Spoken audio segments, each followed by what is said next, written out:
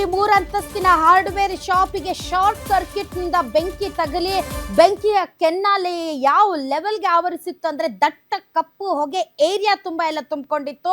ಅಕ್ಕಪಕ್ಕದ ಜನ ಕೂಡ ಉಸಿರಾಟದ ತೊಂದರೆಯಿಂದ ಆತಂಕದಿಂದ ಓಡಿ ಹೋಗ್ತಾ ಇದ್ರು.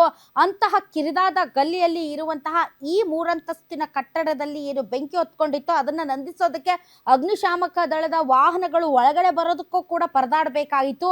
ಆದರೂ ಕೂಡ ತುಂಬಾ ಸಾಹಸವನ್ನ ಮಾಡಿ ಅಗ್ನಿಶಾಮಕ ದಳದ ಸಿಬ್ಬಂದಿಗಳು ಬೆಂಕಿ ನಂದಿಸೋದಕ್ಕೆ ಪ್ರಯತ್ನ ಪಡ್ತಾ ಇದ್ರು. ಸೊ ಆ ಒಂದು ಪ್ರಯತ್ನದಲ್ಲಿ ಬಹಳಷ್ಟು ಸಿಬ್ಬಂದಿಗಳು ಅಸ್ವಸ್ಥರಾಗಿದ್ದಾರೆ ಅನ್ನುವಂತ ಮಾಹಿತಿ ಬರ್ತಾ ಇದೆ. ಇಬ್ಬರಿಗೆ ಬೆಂಕಿ ತಗುಲಿ ಸಣ್ಣ ಗಾಯ ಆಗಿದೆ. ಅಸ್ವಸ್ಥಗೊಂಡಿರೋರನ್ನ ಅಲ್ಲೇ ಆಂಬ್ಯುಲೆನ್ಸ್ ನಲ್ಲೇ ಪ್ರಥಮ ಚಿಕಿತ್ಸೆ ಕೊಡ್ತಾ ಇದ್ದಾರೆ ಚಿಕ್ಕಪೇಟೆ ಆರೋಗ್ಯ ವೈದ್ಯಾಧಿಕಾರಿಗಳು.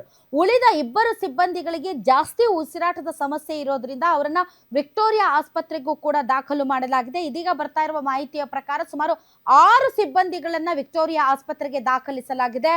ಒಟ್ಟು 20 ಮಳಿಗೆಗಳಿಗೆ ಈ ಅಗ್ನಿಯ ಜ್ವಾಲೆ ವ್ಯಾಪಿಸಿತ್ತು. ಫ್ಯಾನ್ಸಿ ಸ್ಟೋರ್ನ 3ನೇ ಮಹಡಿಯಲ್ಲಿ ಈ ಬೆಂಕಿ ಕಾಣಿಸಿಕೊಳ್ತು.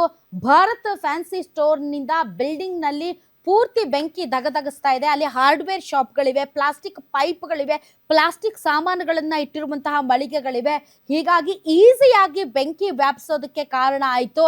ಸುತ್ತಮುತ್ತಲಿನ ಜನ ಕೂಡ ಉಸಿರಾಟದ ತೊಂದರೆಯಿಂದ ಆತಂಕದಿಂದ ಓಡಿ ಹೋಗುವಂತಹ ದೃಶ್ಯಗಳು ಕೂಡ ಅಲ್ಲಿ ಕಂಡು ಬಂತು.